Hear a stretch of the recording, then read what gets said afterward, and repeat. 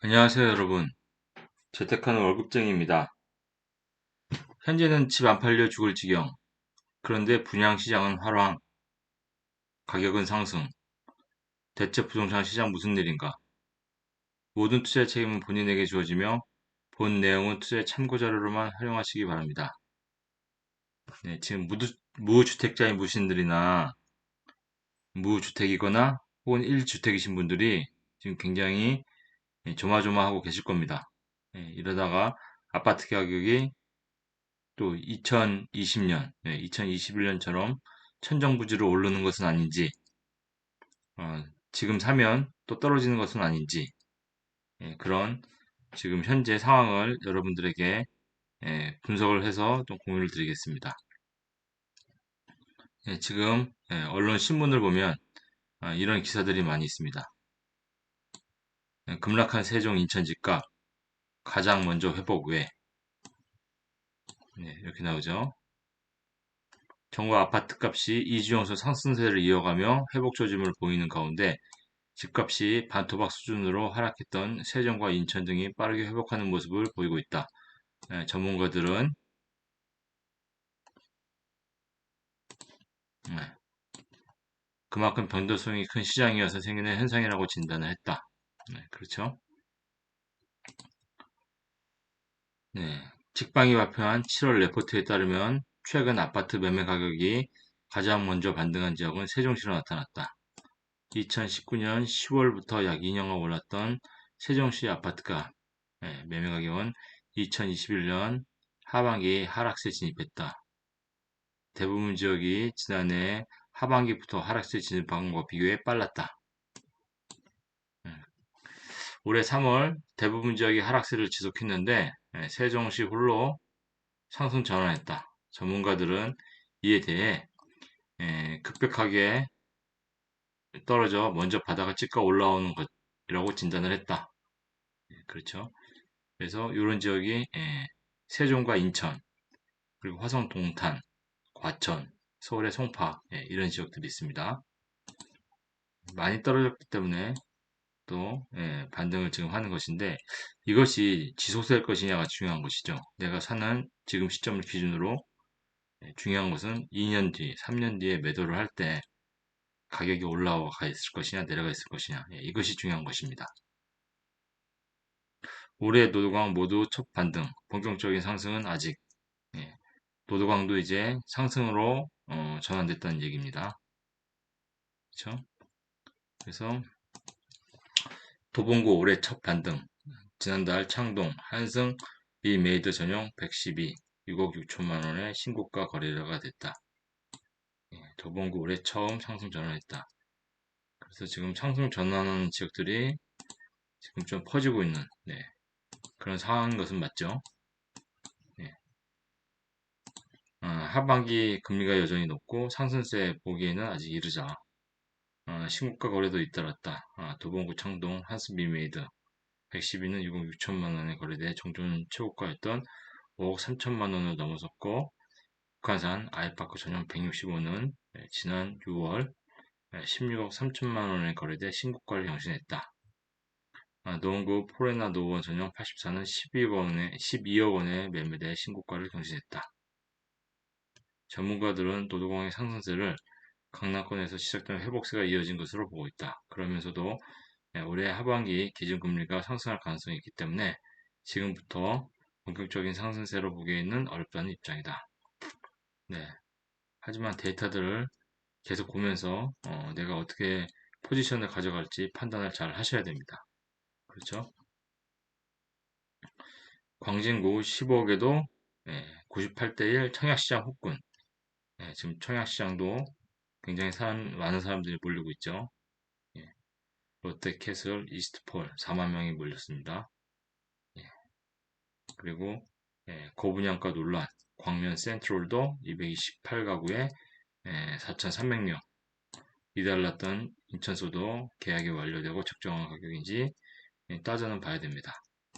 하지만 지금 전체적으로 가격이 너무 고분양가가 아니면 사람들이 이제 청약시장에 눈을 가져가고 있습니다. 관심을 보이고 있죠.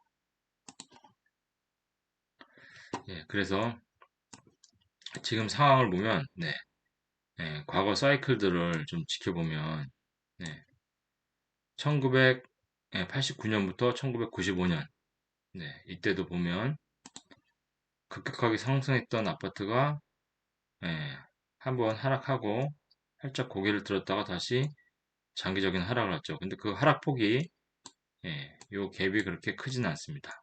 당시에는 가격에 비해서는 크다고 그렇게 판단을 할 수도 있죠. 그리고 2000년대 급격하게 올랐죠. 2000년대 급격하게 올라가서 엄청난 상승을 했었죠. 제가 2007년도, 2006년도, 7년도 하락했다가 다시 2010년도, 9년도, 10년도에 살짝 반등했다가 2010년도부터 2013년까지 지속 하락했죠. 그래서 이런 형상이 지금 비슷하죠. 그렇죠? 이런 형상이 일시적으로 떨어졌다 다시 반등. 그렇죠? 떨어졌다가 반등하는 현상이 아주 비슷합니다. 그렇죠? 이것도 지금 현재 떨어졌다 반등했는데 이게 다시 이렇게 떨어질지 이렇게 올라갈지는 제가 데이터를 보면서 여러분들에게 설명을 드리겠습니다. 과거 역사대로라면 똑같이 한 번 더 이렇게 떨어지는 게 맞는데 이렇게 판단하기보다는 데이터를 가지고 그리고 지금 한국부동산원과 KB부동산이 KB부동산은 지금 올해 계속 가격이 다 마이너스라고 되어 있고 한국부동산은 실제 한 2월부터 이제 플러스로 돌아서서 2, 3월부터 플러스로 돌아서서 그렇죠? 실제는 정확하게는 한 5월이죠. 5월 중순부터 플러스로 돌아서서 계속 플러스다.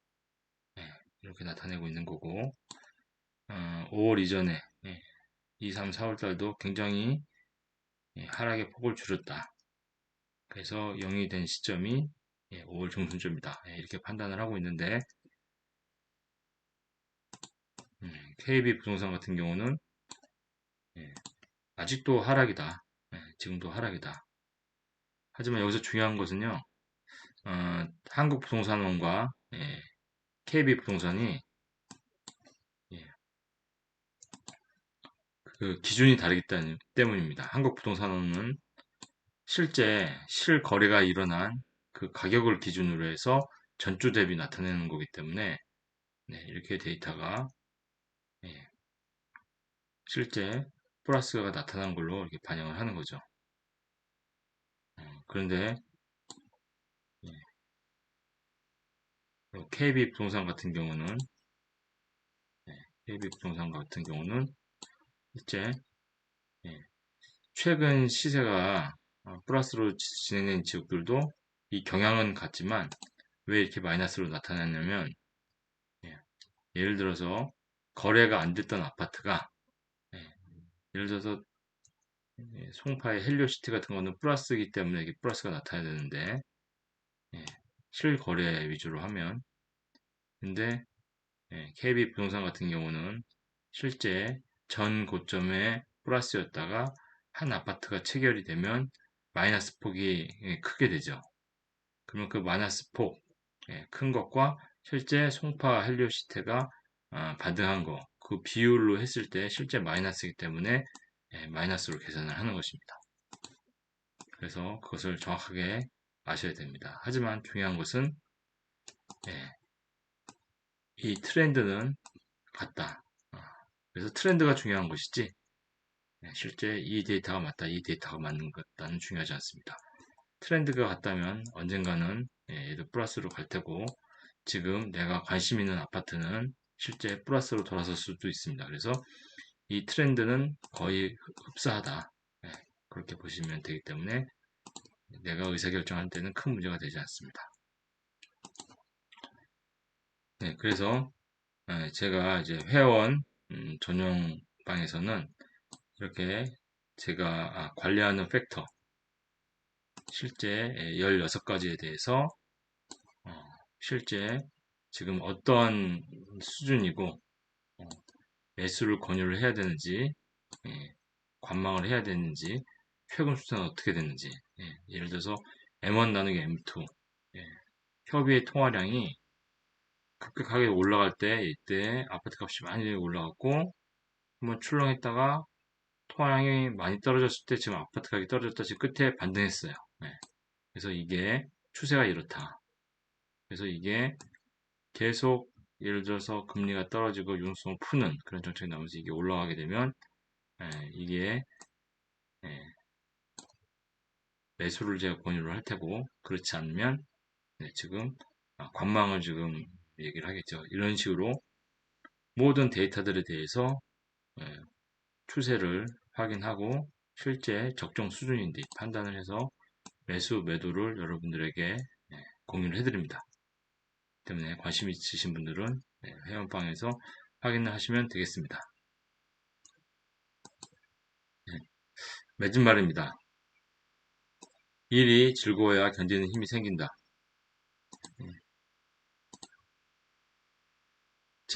제 친구 중에 대기업에서 근무한 경력을 살려 벤처기업을 창업한 친구가 있어요. 하지만 우여곡절 끝에 코로나19까지 겹치면서 자본금 20억 원을 다 날렸습니다. 한 번은 택시 자리를 알아본다고 하더라고요. 한 달에 100만 원이라도 벌어야 한다고 했습니다. 대기업 임원까지 했던 과거를 잊고 자기 위치를 인정한 거죠. 자신의 실패를 인정하는 것만큼 어려운 게 없어요. 저 역시 사업 실패로 빚더미에 앉았을 때 스타 강사로 잘 나가던 시절을 잊고 지금 내 처지를 인정하고 받아들이기 힘들었죠. 하지만 시작과 끝은 맞닿아 있다고 하잖아요. 실패를 인정하니까 지금 내가 할 수 있는 것들이 보이더라고요. 덕분에 재기할 수 있었습니다. 그래서 사업을 준비 중이거나 새로운 도전을 비롯한 진로 문제로 고민하는 분들께 이런 말씀을 드리고 싶어요. 성공, 실패, 재기를 경험하며 깨달은 사실입니다. 첫째, 모양새부터 과출하지 마세요. 매출보다 사무실이 먼저 생기면 망한다는 말이 있죠. 성공 그 자체보다 성공한 사람 같은 모습을 중시해서는 성공하기 어려워요. 둘째, 새로운 출발은 재료에서 시작하세요. 급변하는 세상에서 과거의 기술로과 주의에 대한 집착은 새로운 세상에 적응하는 데 방해물이 됩니다. 모른다는 자세로 임해야 해요. 셋째, 좋아하는 일에서 잡을 찾으세요. 위기는 필히 찾아오기 마련이니 참고 견디는 게 아닌 배고파도 신나게 할 수 있는 일을 하세요. 일 자체가 즐거워야 견딜 수 있는 법이니까요. 저도 얼마 전에 좀 힘든 일이 있었지만 그것을 즐기게 되니까 극복할 수가 있었습니다. 여러분들도 일을 즐기면서 하실 수 있는 그런 일을 찾으셨으면 좋겠습니다. 오늘 내용이 도움이 되셨다면 구독과 좋아요 부탁드립니다. 감사합니다.